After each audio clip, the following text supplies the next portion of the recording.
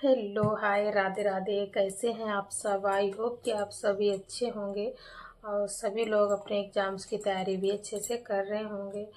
तो फ्रेंड्स, आज के इस ब्लॉग में हम बताएंगे कि मैंने किस तरह से नोट्स बनाए थे यूपी टीजीटी के और किस तरह से मैंने तैयारी की थी।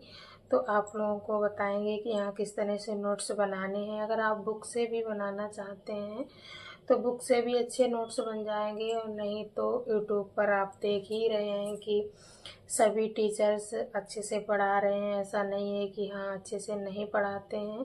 तो अगर आप बुक से नोट्स बनाना चाहें तो बुक से भी बना सकते हैं, और यूट्यूब से बनाना चाहें तो यूट्यूब पर जैसे थ्योरी में क्लासेस तो बहुत ही कम चल रही हैं, वन लाइनर क्वेश्चन पढ़ा रहे हैं।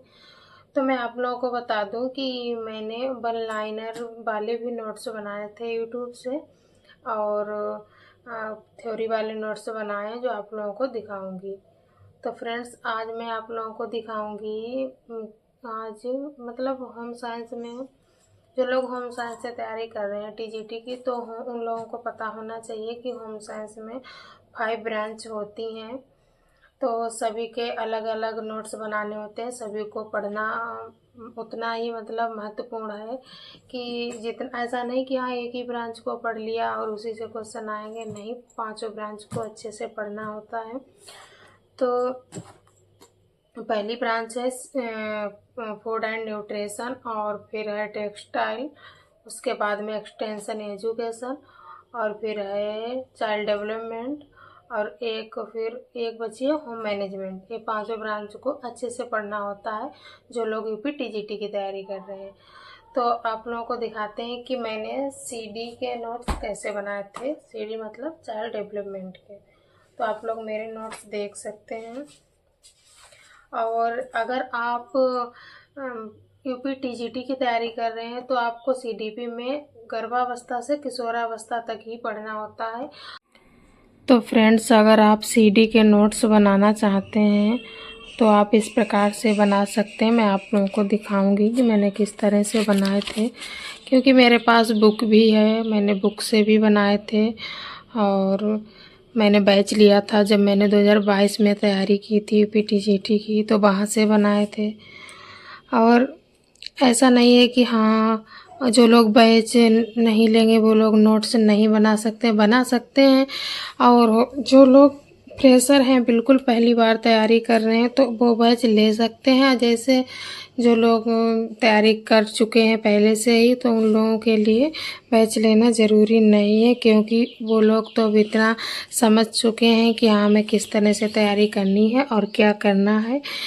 पहली बात तो ये है कि हाँ उन लोगों के नोट्स पहले से ही बने हुए हैं, और जो बिल्कुल भी अभी न्यू स्टूडेंट है तो वो लोग बैच ले सकते हैं और अपने बिल्कुल अच्छे से तैयारी करें। तो फ्रेंड्स देखिए, मैंने इस तरह से नोट्स बनाए थे। यहाँ पर जितने भी राइटर हैं सब ने अपने अलग अलग परिभाषाएं दी हैं, आप लोग देख सकते हैं, और आप लोग भी बना सकते हैं अपने नोट्स। और ये रही बाल अध्ययन की विधियाँ। देखिए यहाँ पर इस बुक में भी विधियाँ बहुत अच्छे से दी गई हैं। ये बाल अध्ययन की विधियाँ हैं, और यहाँ पर अच्छे से देखिए दिया गया है कि किस सन में क्या हुआ और किस तरह से सब कुछ अच्छे से दिया गया। अगर कोई बुक से भी बनाना चाहता है तो बना सकते हैं। फिर इसके बाद में यहाँ पर ये चैप्टर है वंशानुक्रम और वातावरण वाला। इसमें वंशानुक्रम देखिए बहुत ही, अगर आप पढ़ें तो बहुत ही अच्छे से इसमें दिया गया है कि हाँ किस तरह से सब कुछ सारे राइटर ने अच्छे से यहाँ पर परिभाषाएं दी हैं।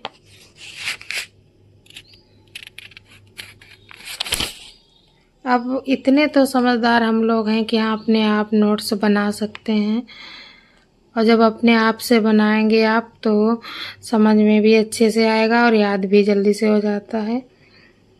जिन लोगों के पास बुक्स नहीं है तो वो लोग बुक्स ले सकते हैं। और रही बात एनसीईआरटी की, तो एनसीईआरटी की बुक्स भी आपको लेनी ज़रूरी है। अगर नहीं भी लेंगे तो एनसीईआरटी, मैंने पहले भी वीडियो में बताया है कि एनसीईआरटी की ऑफिशियल वेबसाइट पे जाइए और वहाँ से आप एनसीईआरटी की बुक्स डाउनलोड कर सकते हैं और वहाँ से अपने नोट्स बना लीजिए, अच्छे से पढ़ लीजिए। आजकल तो मतलब इतनी सुविधाएं हो गई हैं कि फ़ोन में अगर आप कुछ भी डालें और किसी के भी नोट्स बनाना चाहते हैं या किसी भी चैप्टर के आपको क्वेश्चन चाहिए तो तुरंत ही मतलब फ़ोन से भी आप देख सकते हैं, तुरंत ही क्वेश्चन भी आ जाते हैं। तो इसी तरह से मैंने नोट्स बनाए थे जो आप लोगों को दिखा दिए हैं मैंने, और भी चैप्टर दिखा देते हैं एक दो।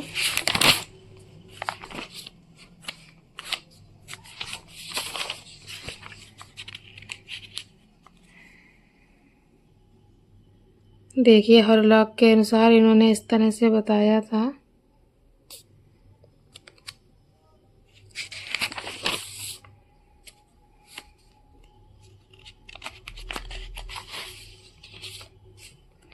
ये सब कुछ लिखा है यहाँ पे। जन्म के समय शिशु का भार तथा लंबाई, मस्तिष्क का भार और दांत, नवजात की श्वसन दर, नवजात की नाड़ी दर, वयस्कों की नाड़ी दर, नवजात की नाड़ी दर सोते समय, सब कुछ बिल्कुल अच्छे से आपको लिखना है और अच्छे से पढ़ना है।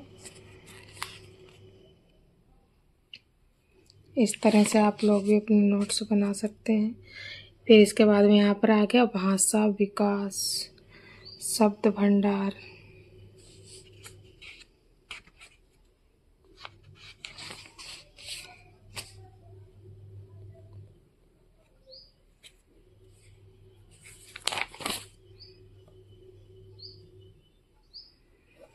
तो फ्रेंड्स ये रहे सीडी के नोट्स जो मैंने आपको दिखा दिया है। और अगर आप किसी दूसरे ब्रांच के नोट्स देखना चाहते हैं तो कमेंट करना, मैं दूसरी ब्रांच के भी आप लोगों को नोट्स दिखाऊंगी कि मैंने किस तरह से बनाए हैं।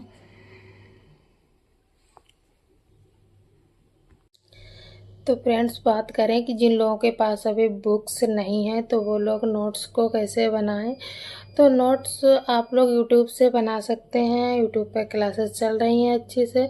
और नहीं तो जो लोग बिल्कुल फ्रेशर हैं वो लोग बैच भी ले सकते हैं, क्योंकि उन लोगों को बैच लेना ज़रूरी है। अभी उन लोगों को नहीं पता है कि कैसे तैयारी करें, क्या करें।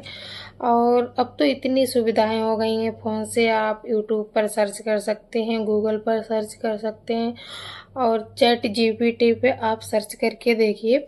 अगर आपको कोई भी टॉपिक समझ में नहीं आ रहा है तो आप वहाँ से भी अच्छे से अपने टॉपिक को तैयार कर सकते हैं। और क्वेश्चन, रही बात क्वेश्चन की, जैसे कि आपको टॉपिक कोई समझ में नहीं आ रहा है, सीडी में ही समझ लीजिए कि आपको वंशानुक्रम और वातावरण से क्वेश्चन चाहिए। तो अगर आप चैट जीपीटी पर लिखते हैं कि वंशानुक्रम और वातावरण यूपीटीजीटी के लिए क्वेश्चंस मुझे चाहिए, तो बिल्कुल अच्छी तरह से वहाँ पर क्वेश्चन आ जाते हैं। वहाँ से आप क्वेश्चन पढ़ सकते हैं, थ्योरी पढ़ सकते हैं। तो आजकल पढ़ना मोबाइल से इतना आसान हो गया है बहुत ही। तो बुक से भी पढ़िए और फ़ोन से भी पढ़िए, जितना भी हो सके, जहाँ से हो सके उतना चैप्टर अच्छे से कंप्लीट करिए और ज़्यादा से ज़्यादा प्रैक्टिस करिए, रिवीजन करिए, तैयारी अच्छे से हो जाएगी। तो फ्रेंड्स आज के लिए इतना ही, मिलते हैं नेक्स्ट ब्लॉग में। सभी को राधे राधे, बाय बाय।